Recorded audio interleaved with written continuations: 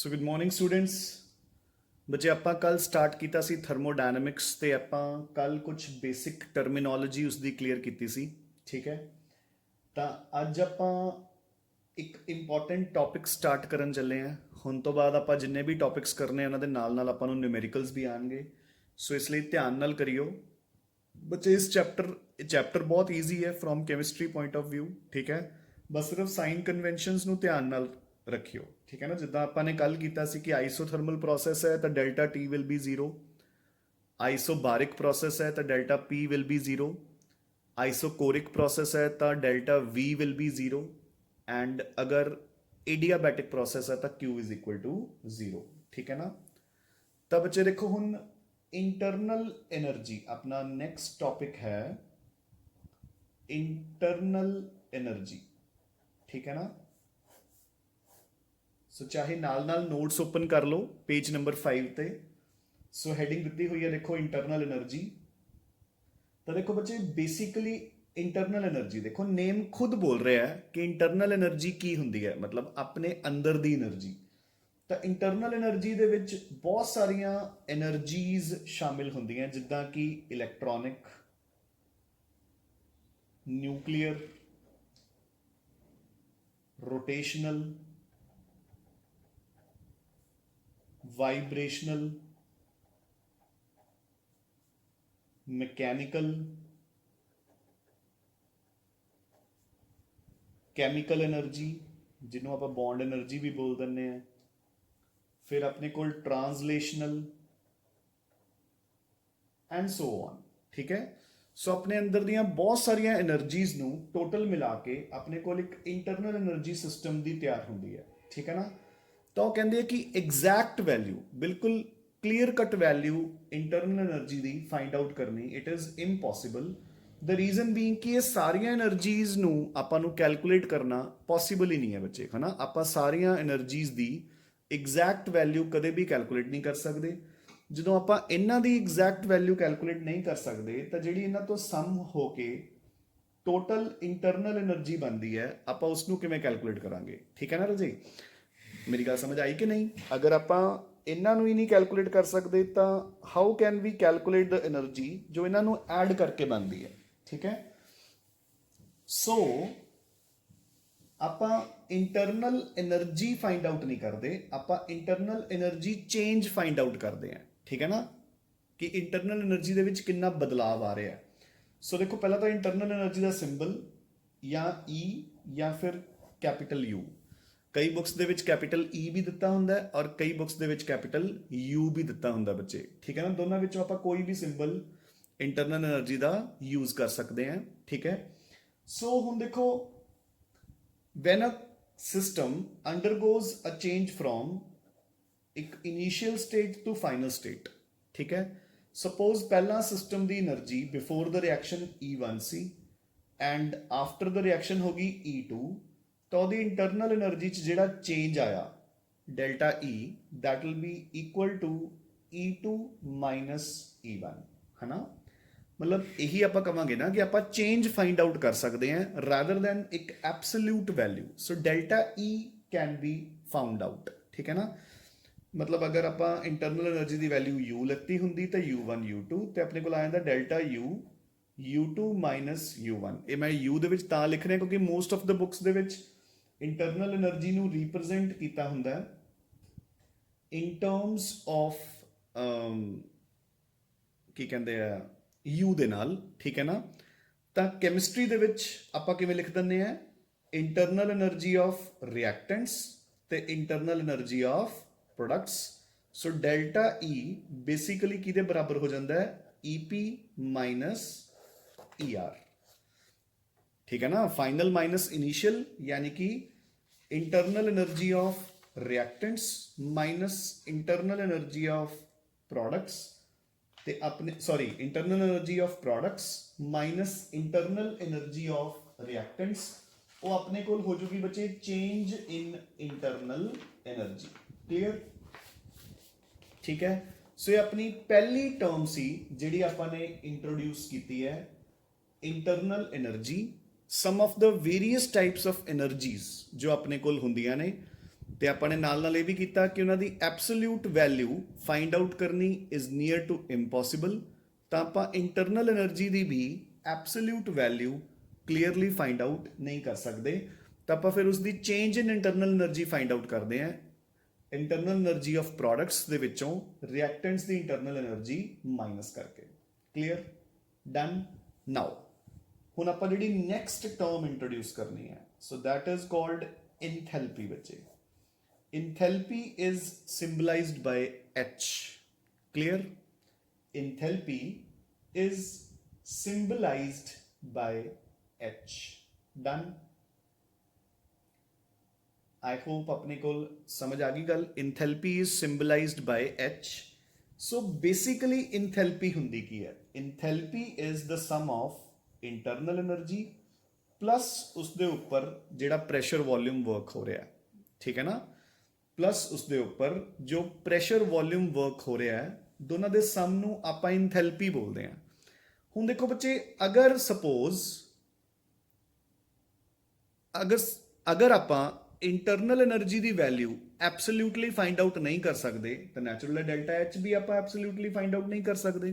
ਮਤਲਬ ਇਹਦੇ 'ਚ ਤਾਂ ਕੋਈ ਸਮਝਾਉਣ ਵਾਲੀ ਗੱਲ ਹੀ ਹੈ ਨਹੀਂ ਕਿ ਅਗਰ ਮੇਰੇ ਕੋਲ E ਦੀ ਵੈਲਿਊ ਨਹੀਂ ਆਊਗੀ ਤਾਂ ਮੈਂ H ਦੀ ਵੈਲਿਊ ਕਿਵੇਂ ਕੱਢੂੰਗਾ। ਤਾਂ ਸਿਮਿਲਰਲੀ ਆਪਾਂ ਇੰਥੈਲਪੀ ਦੀ ਬਜਾਏ ਵੀ ਆਪਾਂ ਡੈਲਟਾ H ਫਾਈਂਡ ਆਊਟ ਕਰਦੇ ਹਾਂ। ਤੇ ਡੈਲਟਾ H ਦਾ ਫਾਰਮੂਲਾ ਹੋ ਜਾਂਦਾ ਹੈ delta E plus P delta V।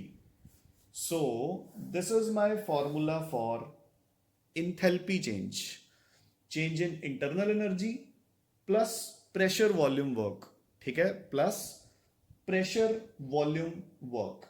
I hope this is well and fine, ठीक है ना।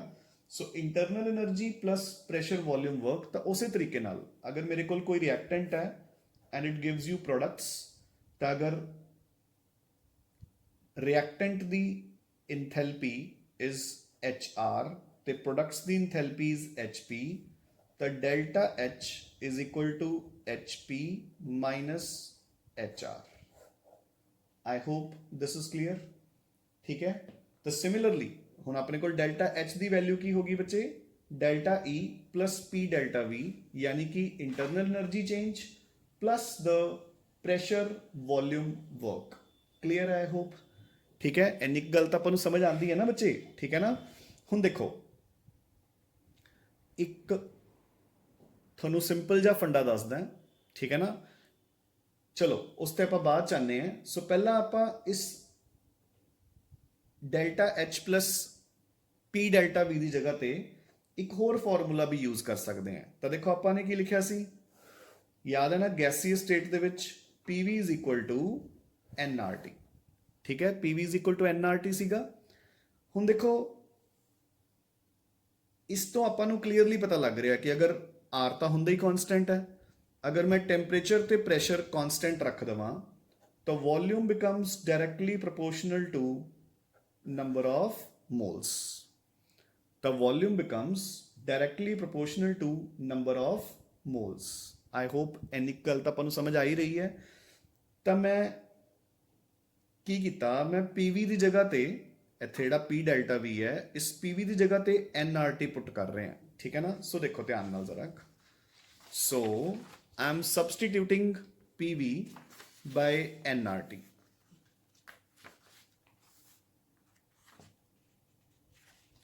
ਸੋ ਦੇਖੋ ਰਦੇ,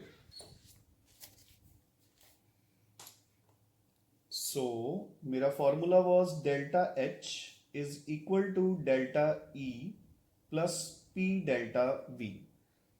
ਤਾਂ ਮੈਂ delta H is equal to delta E plus delta N RT ਕਰ ਲਿਆ, ਠੀਕ ਹੈ। ਸੋ ਮੈਂ PV ਦੀ ਜਗ੍ਹਾ ਤੇ nRT ਪੁੱਟ ਕਰਤਾ, ਯਾਨੀ ਕਿ P delta V ਦੀ ਜਗ੍ਹਾ ਤੇ ਆਪਾਂ ਨੇ delta N RT ਫਿਲ ਕਰਤਾ ਬੱਚੇ, ਠੀਕ ਹੈ। ਇੱਕੋ ਹੀ ਗੱਲ ਹੈ। ਤੇ ਡੈਲਟਾ N ਕੀ ਹੈ ਇੱਥੇ? ਸੇਮ ਜਿੱਦਾਂ ਆਪਾਂ ਇਕੁਇਲਿਬਰੀਅਮ ਚ ਫਾਈਂਡ ਆਊਟ ਕਰਦੇ ਸੀ, number of gaseous moles of products minus number of gaseous moles of reactants.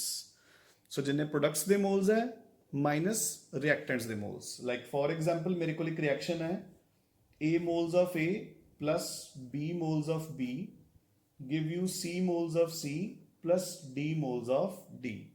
अगर ये सारे gases है, all of these are gaseous, तो मेरे को डेल्टा N दी वैल्यू कितनी आऊगी बच्चे?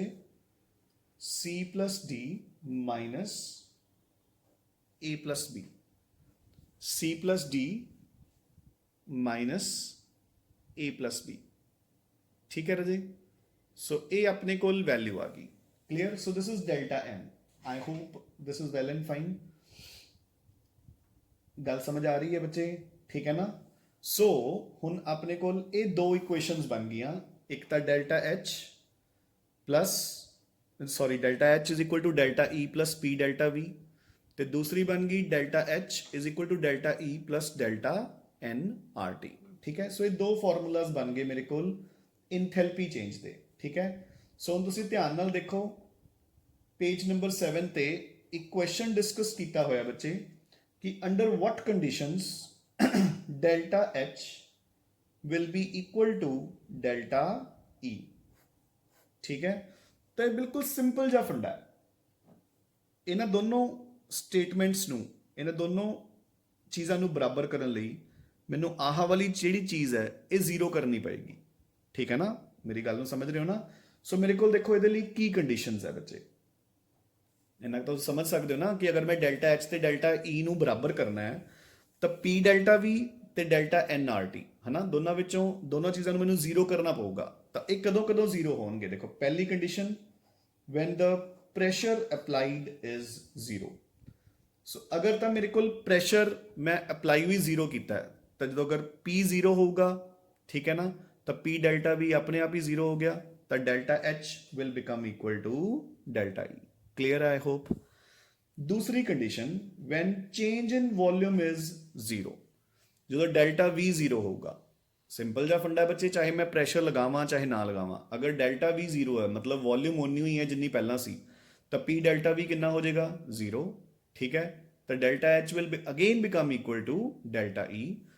तीसरी condition is delta N is equal to zero. अगर दोनों तरफ रिएक्टेंट्स एंड प्रोडक्ट्स के मोल्स बराबर है, लाइक फॉर एग्जाम्पल देखो H2 plus Cl2 gives you 2HCl, ते सारे दे सारे की ने गैसेस.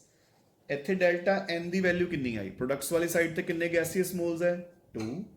रिएक्टेंट्स वाली साइड ते कितने हैं? 2. तो कितने आ गए? Zero.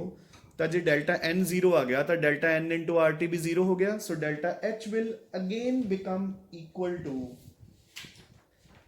Delta H will again become delta n अगर जीरो आ गया तो delta H will again become equal to बच्चे डेल्टा ई. आई होप ये पॉइंट समझ आ गया. ईजी है ना? कुछ भी नहीं है विच तां. So now we shall move on to the next part. So ਆਪਾਂ ਨੂੰ पेज नंबर 8 ਤੇ ਇੱਕ क्वेश्चन मिल रहा है कि under what conditions delta H will be greater than delta E. So हुण डेल्टा एच डेल्टा ई तो ज़्यादा कदों होगा या घट कदों होगा? पहला आप ज़्यादा वालियां कंडीशंस डिस्कस कर रहे हैं बच्चे, है ना? सिंपल फंडा अगेन देखो, delta H is equal to delta E plus P delta V, या delta H is equal to delta E plus delta N R T. ठीक है? सो एक सिंपल जा फंडा है बच्चे. So delta H less than delta E कदों होगा तो delta H greater than delta E कदों होगा? देखो अगर सोडे कोल देखो अगर ऐदां दी कंडीशन होगी, फॉर एग्जाम्पल देखो आप मान के चलो किदा लैके चलीए आप. सो देखो लेट इट बी मेरे को कंडीशन है कुछ इस तरीके नाल कि 2C, ठीक है, plus O2 gives you 2CO. ये तो सॉलिड है, एक गैस ते एक गैस, है ना? Carbon is a solid, O2 ते CO की ने बचे? गैसेस. ठीक है? हुण देखो इधरले पासे गैसियस मोल्स कितने हैं? 2. इधरले पासे 1. सो डेल्टा एन कितना आ गया? 2 - 1 इज इक्वल टू 1. ठीक है? ਤਾਂ ਹੁਣ ਜਦੋਂ ਮੈਂ ਇਹ 1 ਦੀ ਵੈਲਿਊ ਇੱਥੇ ਪੁੱਟ ਕਰੂੰਗਾ ਤਾਂ ਮੇਰੇ ਕੋਲ ਡੈਲਟਾ ਐਚ ਦੀ ਵੈਲਿਊ ਕੀ ਆ ਜਾਊਗੀ, ਡੈਲਟਾ ਐਚ। ਸੋ ਦੇਖੋ ਧਿਆਨ ਨਾਲ, delta H is equal to delta E plus 1 into R T, ਯਾਨੀ ਕਿ delta H is equal to delta E plus R T. ਤੇ ਯਾਨੀ ਕਿ ਮੈਂ ਡੈਲਟਾ ਈ ਦੇ ਵਿੱਚ ਆਰ ਟੀ ਐਡ ਕਰੂੰਗਾ, so delta H will become greater than delta ਈ।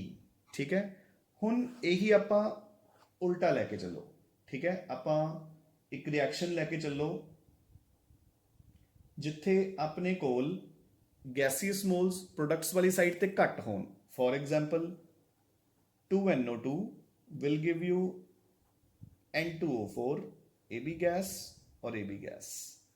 ਇੱਧਰ 1 ਮੋਲ ਹੈ, ਇੱਧਰ 2 ਮੋਲਸ ਹੈ। ਸੋ ਡੈਲਟਾ N ਕਿੰਨਾ ਆਇਆ, 1 minus 2 is equal to -1।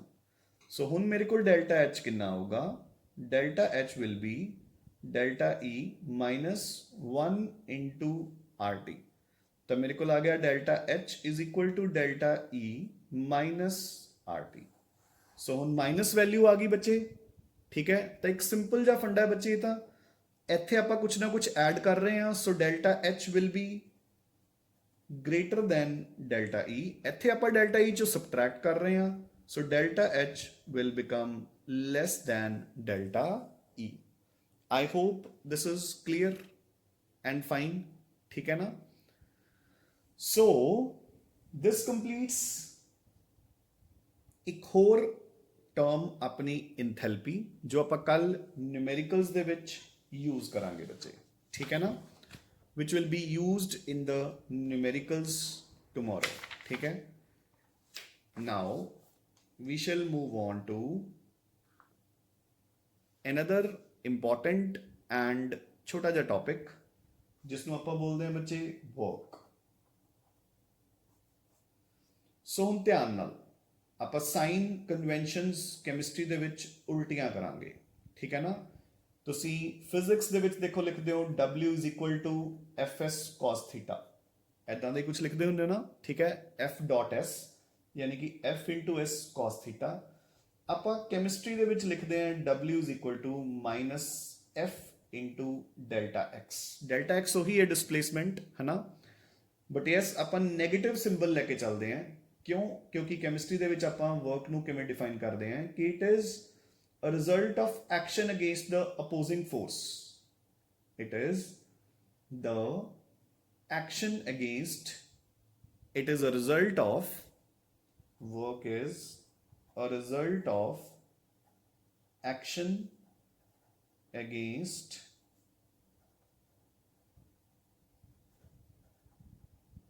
opposing force। ठीक है ना।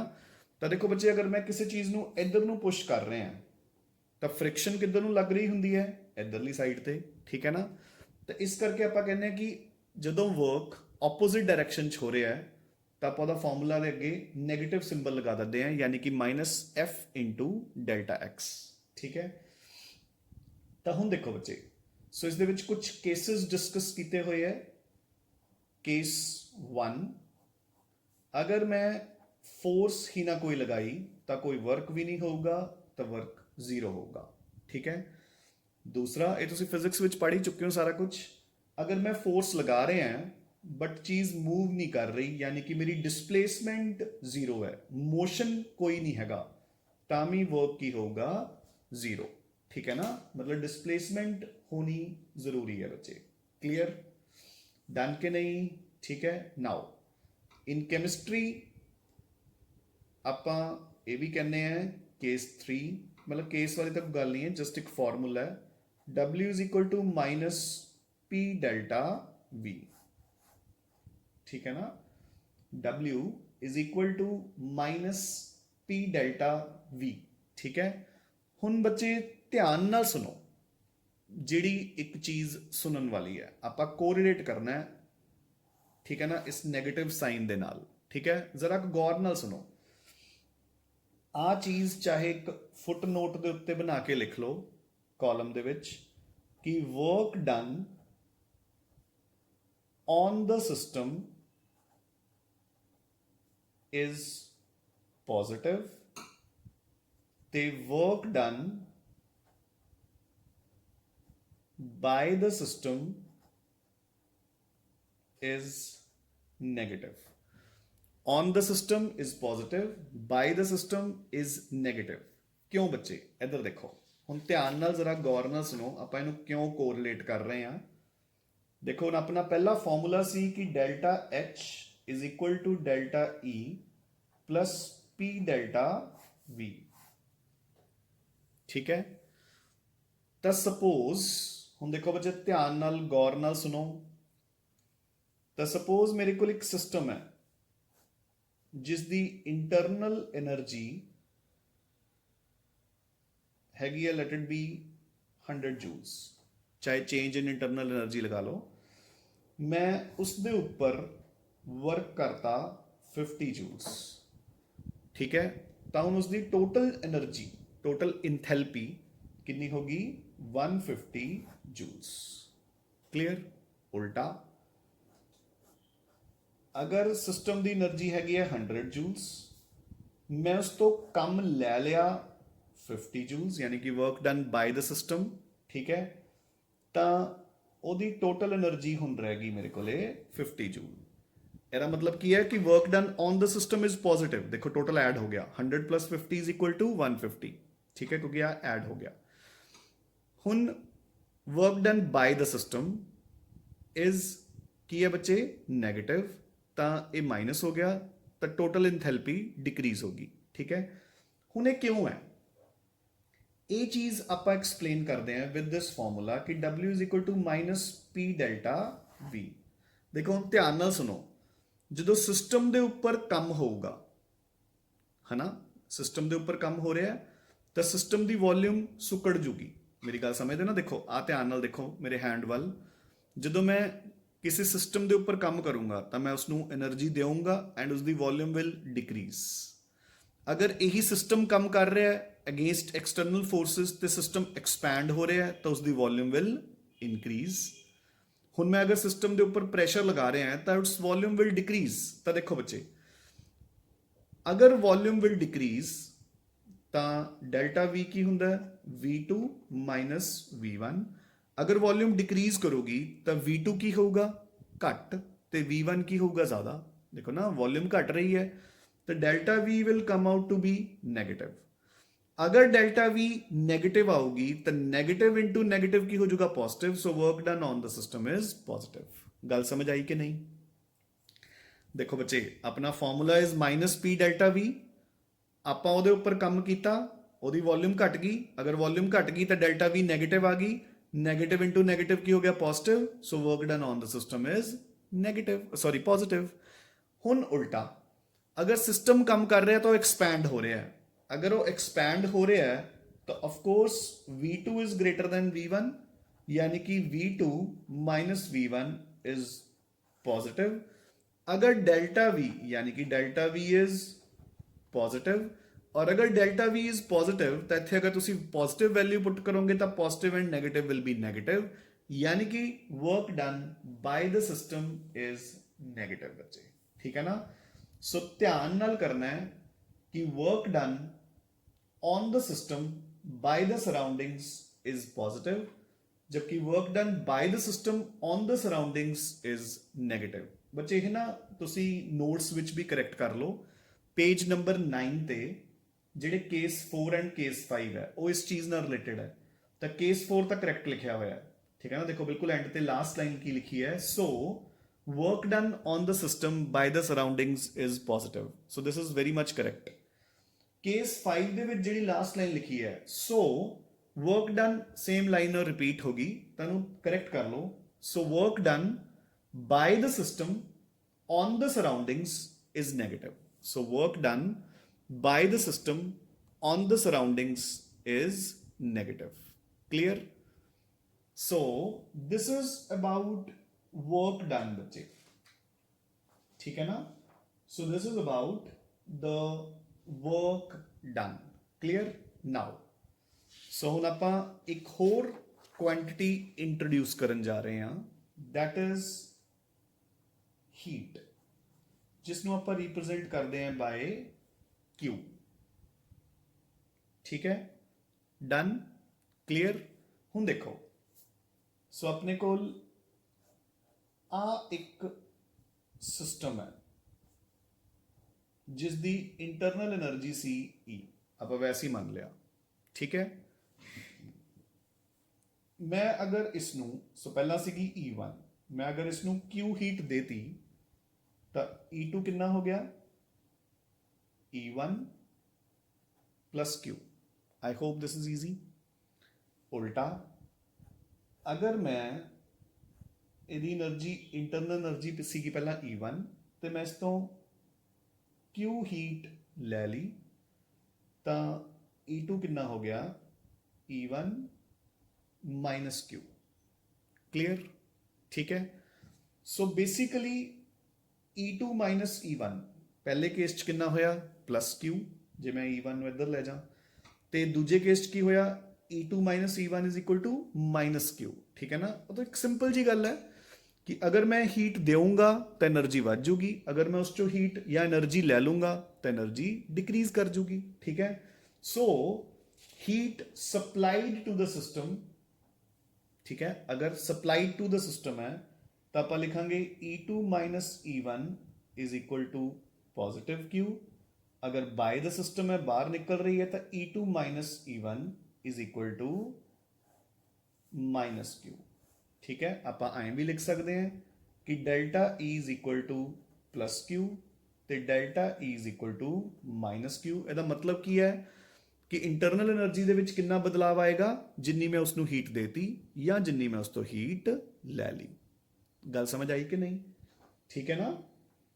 ਆਈ ਹੋਪ ਕਿ ਇਹ ਚੀਜ਼ ਸਮਝ ਆਈ ਨਾ, ਠੀਕ ਹੈ, ਕਿ ਜਿੰਨੀ ਆਪਾਂ ਨੇ ਉਸ ਨੂੰ ਹੀਟ ਦੇਤੀ ਜਾਂ ਜਿੰਨੀ ਆਪਾਂ ਨੇ ਉਸ ਤੋਂ ਹੀਟ ਲੈ ਲਈ, ਉਹਨਾਂ ਆਪਣੀ ਇੰਟਰਨਲ એનર્ਜੀ ਦੇ ਵਿੱਚ ਚੇਂਜ ਆ ਜਾਊਗਾ ਬੱਚੇ, ਠੀਕ ਹੈ। ਆਈ ਹੋਪ ਕਿ this is well and fine, ਠੀਕ ਹੈ ਨਾ। ਸੋ ਅੱਜ ਆਪਾਂ ਨੇ ਕਾਫੀ ਸਾਰੀਆਂ ਟਰਮਸ ਇੰਟਰੋਡਿਊਸ ਕਰ ਲਈਆਂ ਬੱਚੇ, internal energy, enthalpy, work done and heat, ਠੀਕ ਹੈ ਨਾ। ਸੋ ਆਪਾਂ ਨੂੰ ਪਤਾ ਹੈ ਹੀਟ ਬੇਸਿਕਲੀ ਕੀ ਹੁੰਦਾ, ਦੇਖੋ ਪੇਜ ਨੰਬਰ 9 ਤੇ ਪੜ੍ਹ ਕੇ ਦੇਖੋ। Heat is a form of energy which passes from a region of higher temperature to a region of lower temperature। ਉਹ ਤਾਂ ਆਪਾਂ ਨੂੰ ਪਤਾ ਹੀ ਹੈ, ਠੀਕ ਹੈ ਨਾ। The energy flows spontaneously due to temperature difference। of course ਬੱਚੇ ਦੇਖੋ, ਹੁਣ ਸਪੋਜ਼ ਅਗਰ ਦੋ ਬੋਡੀਜ਼ ਇੱਕ ਦੂਸਰੇ ਦੇ ਕੰਟੈਕਟ ਵਿੱਚ ਹੈ, ਇਸ ਦਾ ਟੈਂਪਰੇਚਰ T1 ਔਰ ਇਸ ਦਾ temperature T2 and suppose T2 is greater than T1 ਤਾਂ ਹੀਟ ਇੱਧਰ ਨੂੰ ਟ੍ਰਾਂਸਫਰ ਹੋਊਗੀ, ਠੀਕ ਹੈ ਨਾ। ਤਾਂ ਕਿੰਨੀ ਦੇਰ ਤੱਕ ਟ੍ਰਾਂਸਫਰ ਹੋਊਗੀ, ਜਿੰਨੀ ਦੇਰ ਤੱਕ ਆਪਾਂ ਕਹਿੰਦੇ ਹਾਂ ਕਿ ਦੋਨਾਂ ਦਾ ਟੈਂਪਰੇਚਰ ਇਕੁਅਲ ਨਾ ਹੋ ਜਾਵੇ, ਠੀਕ ਹੈ ਨਾ। ਚਲੋ ਖੈਰ ਆਪਣਾ ਇਹ ਮੁੱਦਾ ਨਹੀਂ ਹੈ, ਮੁੱਦਾ ਇਜ਼ ਆਪਾਂ ਨੇ ਇੱਥੇ ਧਿਆਨ 'ਚ ਕੀ ਰੱਖਣਾ from this chapter point of view. ਅਗਰ ਆਪਾਂ ਸਿਸਟਮ ਨੂੰ ਹੀਟ ਦੇ ਰਹੇ ਹਾਂ ਤਾਂ ਉਹਦੀ ਇੰਟਰਨਲ એનર્ਜੀ ਵਿਲ ਇਨਕਰੀਜ਼, ਅਗਰ ਆਪਾਂ ਉਸ ਤੋਂ ਹੀਟ ਲੈ ਰਹੇ ਹਾਂ ਤਾਂ ਉਸਦੀ ਇੰਟਰਨਲ એનર્ਜੀ ਵਿਲ ਡਿਕਰੀਜ਼, ਠੀਕ ਹੈ ਨਾ। ਕਿੰਨੀ ਇਨਕਰੀਜ਼ ਜਾਂ ਡਿਕਰੀਜ਼, ਜਿੰਨੀ ਆਪਾਂ ਉਸ ਤੋਂ ਹੀਟ ਦੇ ਰਹੇ ਹਾਂ ਜਾਂ ਲੈ ਰਹੇ ਹਾਂ। ਸੋ ਅਗਰ ਉਸ ਨੂੰ ਹੀਟ ਦਿੱਤੀ ਜਾਂਦੀ ਹੈ ਤਾਂ ਪਲੱਸ Q ਹੋ ਜੂਗੀ, ਅਗਰ ਉਸ ਤੋਂ ਹੀਟ ਲੈ ਲਿੱਤੀ ਜਾਂਦੀ ਹੈ ਬੱਚੇ ਤਾਂ ਉਹ ਕੀ ਹੋ ਜੂਗੀ, minus Q। Clear, I hope ਮਤਲਬ ਇੰਨਾ ਕੁ ਤਾਂ ਆਪਾਂ ਨੂੰ ਸਮਝ ਆ ਗਿਆ, ਠੀਕ ਹੈ ਨਾ। ਸੋ ਵਨਸ ਅਗੇਨ ਆਈ ਰਿਪੀਟ ਬੱਚੇ ਕਿ ਇਹ ਸਾਈਨ ਕਨਵੈਨਸ਼ਨਸ ਨੂੰ ਬਹੁਤ ਜ਼ਰਾ ਕੁ ਗੌਰ ਨਾਲ ਧਿਆਨ 'ਚ ਰੱਖਣਾ ਹੈ। ਕੱਲ ਹੁਣ ਆਪਾਂ ਕਰਾਂਗੇ ਫਰਸਟ ਲਾਅ ਆਫ ਥਰਮੋਡਾਇਨਾਮਿਕਸ, ਉਹਦੇ ਵਿੱਚ ਆਪਾਂ ਨੂੰ ਇਹ ਸਾਰੇ ਫਾਰਮੂਲਾਜ਼ ਦੀ ਜ਼ਰੂਰਤ ਪਊਗੀ, ਠੀਕ ਹੈ ਨਾ, ਕਿ ਇੰਟਰਨਲ એનર્ਜੀ ਕੀ ਹੁੰਦੀ ਹੈ, ਇੰਥੈਲਪੀ ਕੀ ਹੁੰਦੀ ਹੈ, ਵਰਕ ਡਨ ਕੀ ਹੁੰਦਾ ਹੈ, Q ਕੀ ਹੁੰਦੀ ਹੈ। ਆਪਾਂ ਅਗਰ ਸਿਸਟਮ ਦੇ ਉੱਪਰ ਕੰਮ ਕਰ ਰਹੇ ਹਾਂ ਜਾਂ ਉਸ ਤੋਂ ਕੰਮ ਲੈ ਰਹੇ ਹਾਂ, work done on the system ਤੇ ਬਾਈ ਦ ਸਿਸਟਮ, ਠੀਕ ਹੈ ਨਾ। ਪੋਜ਼ਿਟਿਵ, ਨੈਗੇਟਿਵ, ਇਹ ਸਾਰੇ ਜਿਹੜੇ ਫੰਡਾਜ਼ ਅੱਜ ਆਪਾਂ ਨੇ ਕੀਤੇ ਨੇ ਉਹ ਆਪਾਂ ਸਾਰੇ ਕੱਲ ਯੂਜ਼ ਕਰਾਂਗੇ। ਬਟ ਯੂਜ਼ ਕਰਨ ਤੋਂ ਪਹਿਲਾਂ ਆਪਾਂ ਜੋ ਅੱਜ ਫਾਰਮੂਲਾਜ਼ ਕੀਤੇ ਨੇ ਉਹਨਾਂ ਦੇ ਨਿਊਮੈਰੀਕਲਸ ਵੀ ਕਰਾਂਗੇ, ਠੀਕ ਹੈ ਨਾ। ਸੋ ਇਸ ਚੈਪਟਰ 'ਚ ਬੱਚੇ ਆਈ ਚੱਲੂਗਾ, ਜਿਹੜਾ ਟੌਪਿਕ ਆਪਾਂ ਖਤਮ ਕਰਦੇ ਜਾਵਾਂਗੇ ਨਾਲ ਨਾਲ ਉਸਦੇ ਨਿਊਮੈਰੀਕਲਸ ਕਰਦੇ ਜਾਵਾਂਗੇ, ਠੀਕ ਹੈ ਨਾ। ਵੈਸੇ ਇਹ ਚੈਪਟਰ ਸਾਰਾ ਫਿਜ਼ਿਕਸ ਦਾ ਚੈਪਟਰ ਹੈ, ਫਿਜ਼ਿਕਸ ਦੇ ਵਿੱਚ ਆਈ ਹੋਪ ਤੁਸੀਂ ਕਰ ਲਿਆ ਹੋਊਗਾ, ਬਟ ਸਾਈਨ ਕਨਵੈਨਸ਼ਨਸ ਉਸ 'ਚ ਉਲਟੀਆਂ ਹੁੰਦੀਆਂ। ਜਿੱਦਾਂ ਕਿ ਮੈਂ ਤੁਹਾਨੂੰ ਦੱਸਿਆ ਕਿ ਵਰਕ ਡਨ ਆਪਾਂ ਫਿਜ਼ਿਕਸ ਦੇ ਵਿੱਚ ਪੋਜ਼ਿਟਿਵ ਯੂਜ਼ ਕਰਦੇ ਹਾਂ, ਜਦਕਿ ਕੈਮਿਸਟਰੀ ਦੇ ਵਿੱਚ ਨੈਗੇਟਿਵ ਯੂਜ਼ ਕਰਦੇ ਹਾਂ। ਤਾਂ ਜਦੋਂ ਸਾਈਨ ਕਨਵੈਨਸ਼ਨ ਉਲਟੀ ਹੋ ਜੂਗੀ ਤਾਂ ਆਨਸਰਸ ਵੀ ਸਾਰੇ ਉਲਟੇ ਹੋ ਜਾਣਗੇ, ਪੋਜ਼ਿਟਿਵ ਤੋਂ ਨੈਗੇਟਿਵ, ਠੀਕ ਹੈ, ਐਂਡ ਨੈਗੇਟਿਵ ਤੋਂ ਪੋਜ਼ਿਟਿਵ। ਸੋ ਇਸ ਲਈ ਧਿਆਨ ਨਾਲ ਕਰਨਾ ਹੈ ਬੱਚੇ। ਜੇ ਤੁਸੀਂ ਫਿਜ਼ਿਕਸ 'ਚ ਹੁਣ ਕਰ ਚੁੱਕੇ ਹੋ ਤਾਂ ਹੁਣ ਕੰਪੇਅਰ ਕਰਕੇ ਕਰੋ, ਅਗਰ ਹਲੇ ਫਿਜ਼ਿਕਸ ਦੇ ਵਿੱਚ ਨਹੀਂ ਹੋਇਆ ਤਾਂ ਜਦੋਂ ਹੋਊਗਾ ਉਦੋਂ ਕੰਪੇਅਰ ਕਰਕੇ ਕਰਿਓ। ਮੇਰੀ ਗੱਲ ਸਮਝ ਆਈ ਕਿ ਨਹੀਂ? ਸੋ ਧਿਆਨ ਨਾਲ ਕਰਨਾ ਹੈ ਬੱਚੇ ਚੈਪਟਰ ਨੂੰ, ਠੀਕ ਹੈ ਨਾ। So with this we complete our today's topic. So ਅੱਜ ਵਾਲਾ ਟੌਪਿਕ ਆਪਾਂ ਨੇ ਬੱਚੇ ਪੇਜ ਨੰਬਰ 10 ਤੱਕ ਮੈਂਸ਼ਨਡ ਹੈ, ਠੀਕ ਹੈ ਨਾ। ਨੈਕਸਟ ਟੌਪਿਕ ਤੁਹਾਨੂੰ ਦਿਖ ਰਿਹਾ ਹੋਣਾ ਨੋਟਸ ਦੇ ਵਿੱਚ, ਫਰਸਟ ਲਾਅ ਆਫ ਥਰਮੋਡਾਇਨਾਮਿਕਸ। ਤਾਂ ਉੱਥੋਂ ਆਪਾਂ ਆਪਣਾ ਕੱਲ ਦਾ ਟੌਪਿਕ ਸਟਾਰਟ ਕਰਾਂਗੇ, ਠੀਕ ਹੈ। So till then keep studying and keep revising. Thanks a lot ਬੱਚੇ।